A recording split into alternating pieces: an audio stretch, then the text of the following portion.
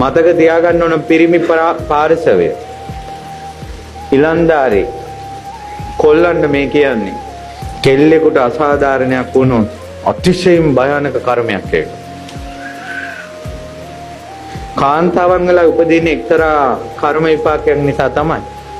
නමුත් ඔවුන්ගේ ජීවිතයට හිංසනය දීම බරපතල කර්මය. ඒකට තවත් උදාහරණ කොමටද? මේ මගපල ලැබුව අයට පවා අරයක්. එතකොට මෙයා මගපල ලැබපු කෙනෙක්. මෙහින් බුදුරජාණන් වහන්සේ වැඩ ඉන්නවා, දෙවිවරු දකිනවා. ඒ කිසි කෙනෙකුට අර යකින්නේ නවත්තන්න බෑ. ඉතින් අපි කොච්චර රුවන්වැලි සෑය ළඟ පිරික් කිව්වත්, බෝධියට පිරික් කිව්වත්, අපිට අමනුෂ්‍ය බලවේගයේ ඉන්නේ කර්මානුරූප අපි කරපු වැරද්දකට නම්. ඉතින් කොහොමද මේව නැති වෙන්නේ? කොහොමද මේ ප්‍රශ්න නැති වෙන්නේ?